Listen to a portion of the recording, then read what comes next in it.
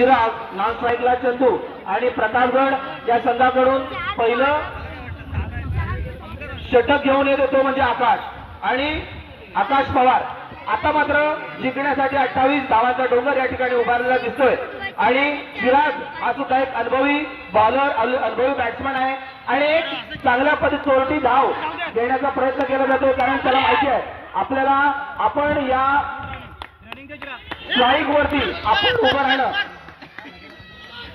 आपण स्ट्राईकला राहणं गरजेचं आहे. त्यासाठी कोणत्याही पद्धतीची जबाबदारी न घेता, मोठ्या मोठ्या षटकाराची जबाबदारी न घेता प्लेस करून आपल्या संघाला योगदान देण्याची हा एक त्याचा मानस आहे आणि तो आपल्याला पाहायला मिळतोय. आता मात्र आकाशवरती त्या संघाची जबाबदारी दिलेली आहे, कारण त्या संघामध्ये सुद्धा नामवंत असे गोलंदाज आहेत. आपल्या वैयक्तिक षटकातील दुसरा चेंडू घेऊन येतोय तो आकाश, सामना करतोय चिराग. पाहूया इतिहास घडतोय की या ठिकाणी गावाच्या वतीनं नम्रतेची विनंती आहे, जेवणासाठी जर कोण नसेल तर या ठिकाणी जेवणाची व्यवस्था थांबवण्यात येत आहे. तरी जर कोण अजून जेवणाशिवाय राहिलं असेल तर आपण या आणि या चांगल्या भोजनाचा आस्वाद घ्या अशी गावाच्या वतीनं आपणास विनंती केली जाते. या ठिकाणी धावसंख्या होते 4, बिनबाद 4 धावा. आता मात्र या ठिकाणी पहिलं षटक, एक चांगलं षटक पाहायला मिळतंय आणि पंचांचा निर्णय वाईट बॉल. धावसंख्या होते ती 5. चिराग थोडासा त्या ठिकाणी त्याला माहिती आहे की जर 28 धावांचा जर आपल्याला पाठलाग करताना आपण स्ट्राईकला राहणं आणि जोपर्यंत दोन या ठिकाणी ओव्हर होईपर्यंत आपल्याला इथं उभं राहणं कसं गरजेचं आहे आणि चांगल्या पद्धतीचा या ठिकाणी जबाबदारी घेतली आणि मात्र त्याला दाद दिली ती आकाश आणि या ठिकाणी यशस्वी होतो तो आकाश. खरोखर एक सुंदर असा झेल आकाश याने पकडण्यात आला. चिराग सुद्धा एक धडाडीचा फलंदाज होता, परंतु थोडंच वेळेमध्ये म्हणजे परततोय. याची जागा नसलेली पंकज स्वतः कॅप्टन म्हणून प्रचितगडाचा कॅप्टन म्हणून तो आता मैदानामध्ये उतरलाय. नक्कीच त्याच्या खांद्यावरती मोठी जबाबदारी असेल.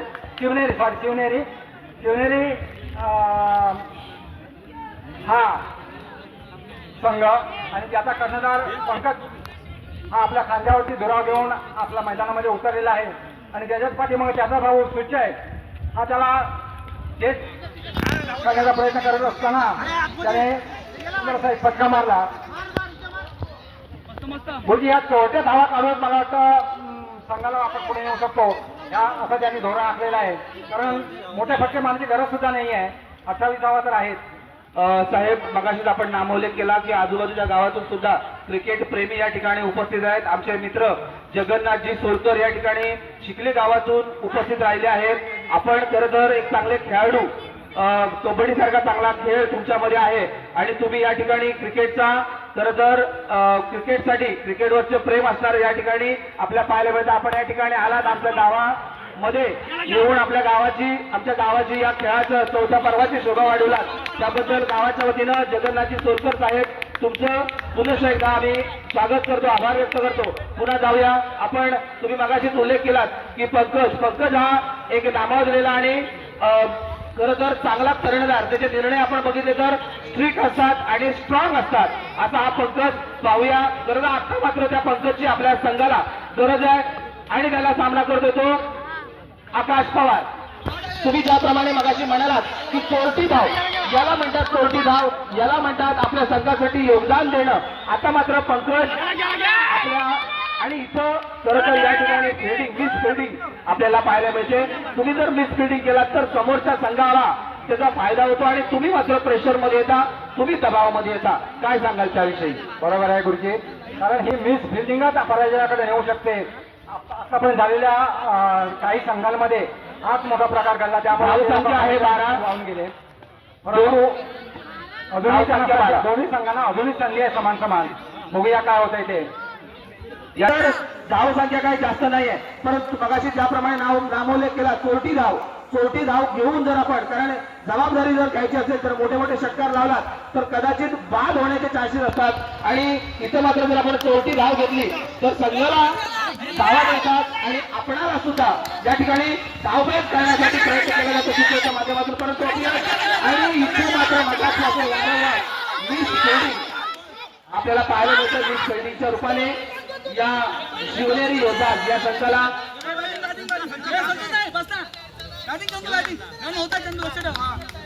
या ठिकाणी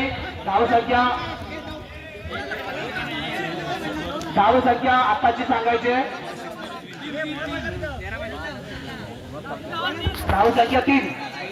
थँक्यू. नयन आणि आता चंदू. इथे मात्र थोडासा नयन हा नुकताच या पर्वामध्ये पदार्पण केलेला नवीन खेळाडू आहे. त्याचं पंकजचं आम्ही या 4थ्या पर्वामध्ये आम्ही स्वागत करतो. खरंच तुझ्याकडून चांगल्या चांगल्या पद्धतीची गेंदबाजी आपल्याला पाहायला मिळेल आणि चंदू सारखे अनुभवी फलंदाजाला आपण बाद करायला अशी अपेक्षा, परंतु चंदून चांगल्या पद्धतीचे एक स्ट्रॅटेजी आखलेली आहे. कारण मोठे षटकार न घेता मगाशी नामोल्लेख आपण केला की चोरटी धाव, तर त्याचीच योजना आपल्याला या ठिकाणी पाहायला मिळते. हळूहळू बुमरा जो आपल्या संघामध्ये खेळतो त्याच पद्धतीचं बॉलिंग असताना दिसतोय. फक्त थोडीशी ताकद त्याची कमी पडते आणि या तरुणांविषयी सांगायचं एक नवीन आपल्याला पाहायला मिळतं या पर्वामध्ये. या 4थ्या पर्वामध्ये आपण बरेच काही नवीन शिकल्यासारखं आहे आणि एक वेगळे अजून काही प्रकार घडतायत, कारण की एक रेकॉर्ड होत आहेत नवीन आणि अशाच पद्धतीने पुढे आपल्या या तरुणांना घेऊन जायचं. धावसंख्या होते 18.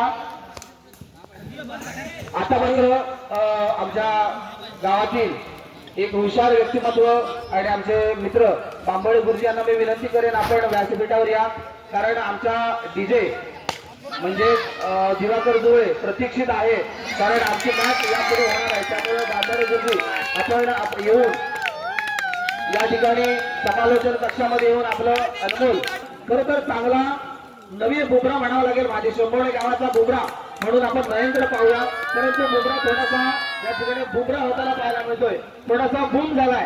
कारण चंदू सारखा स्ट्राईकला असताना अनुभवी प्लेअर, कारण चंदूनं चांगल्या गेंदबाजांना त्याचं नामोहरण केलंय, त्याचा पाणीपत त्याचं केलेलं आहे. आता मात्र चंदूकडून मोठ्या षटकारांची आणि चौकारांची आतिषबाजी आपल्याला पाहायला मिळते आणि तशाच पद्धतीनं, परंतु या ठिकाणी नयनचा हा यशस्वी बॉल आपल्याला पाहायला मिळतोय.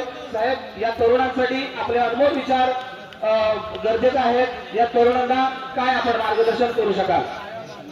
गुरुजी, खरं तर तरुणांमध्ये आपण शाळेरांचे माणसे किंवा अनुभवी माणसं पाठीमागे उभे राहिलो तर नक्की तरुण पुढे जातात ही आपली कल्पना आणि आपला विचार असेल. आज मला फारसा अभिमान वाटतो की जवळजवळ संघर्ष तालुक्यामध्ये, या पंचक्रोशीमध्ये म्हणायचं संघर्ष तालुक्यामध्ये गावाच्या रूपानं किंवा असा जो आपण जो काय हा कार्यक्रम राबवला आहे तसा अजून जरी कुठे मला बघण्याचं आले नाहीये. अभिमान वाटतो 26. म्हणूनच मला अभिमान वाटतो की आपण शेंबोली गावाने हा जो काय उपक्रम राबवलेला आहे तो एकदम अभिमानास्पद आहे आणि त्यामुळे आज गावातील तरुण हे फार जवळजवळ येण्याचा प्रयत्न केला आणि एकामेकाचा मन जुळण्याचा प्रयत्न करतायत आणि ह्याच्यातून आपला विकास नक्कीच घडेल. आज आपल्याला तो पाहायला मिळतो आणि आता मात्र या संघासाठी संघाचं तिसरं षटक आणि आता मात्र संघाचं तिसरं षटक आणि वैयक्तिक पहिलं रुपेश करडे यांच्या रूपातून या ठिकाणी वाईट बॉलचा इशारा पंचांकडून आणि धावसंख्या होते ती 27. मात्र जबाबदारी आपल्या खांद्यावरती घेऊन आणि आता मात्र या ठिकाणी चोरट्या धावाच्या रूपाने जसं साहेब तुम्ही म्हणालात की चोरटी धाव हीच योजना या ठिकाणी यशस्वी झाली आणि शिवनेरी हा संघ विन झालेला आपल्या या ठिकाणी पाहायला मिळाला. या ठिकाणी उपस्थित असणारे आमचे